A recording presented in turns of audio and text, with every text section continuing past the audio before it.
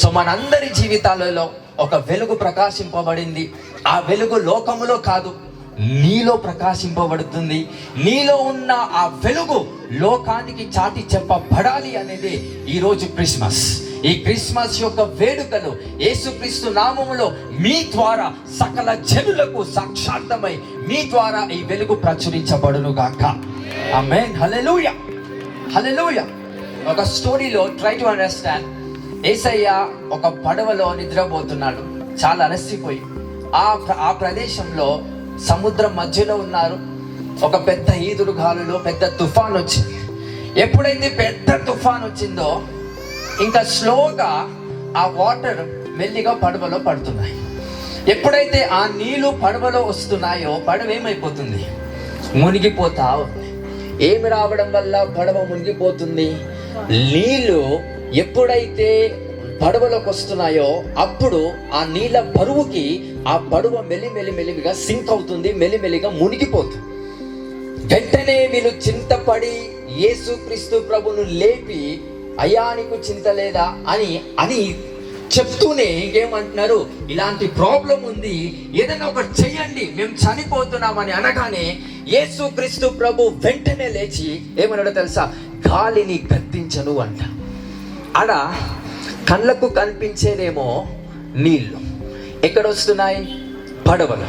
ఎప్పుడైతే నీళ్లు పడవలోకి వస్తున్నాయో ఆ పడవ మునిగిపోతుంది. మన కళ్ళకు కనిపించేది నీళ్లు.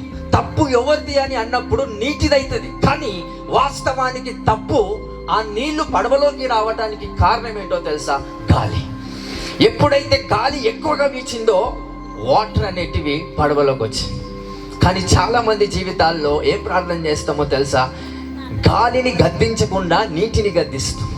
ఆ నీళ్లు, ఆ గాలి ఏదైతే పడవలో నీళ్ళు వస్తున్నాయో నీటిని గద్దిస్తాం. అనగా మీ భర్తని సమ్టైమ్స్ గద్దిస్తారు, మీ భార్యను గద్దిస్తారు, కొన్నిసార్లు మీ పిల్లలు గద్దిస్తారు.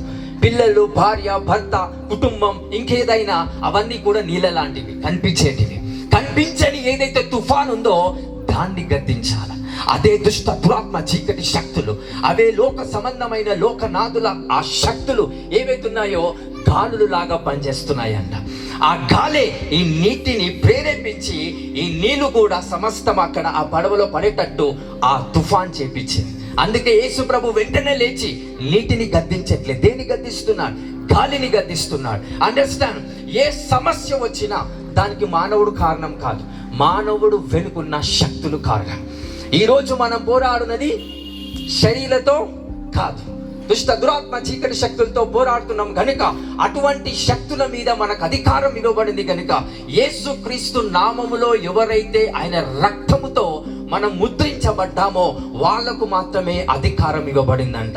అట్టి చీకటి దుష్ట క్రియలన్నీ కూడా సంహరించడానికి, దయించి వేయడానికి దేవుని అగ్ని నీలో మండించునుగాక. హల్లెలూయా, హల్లెలూయా.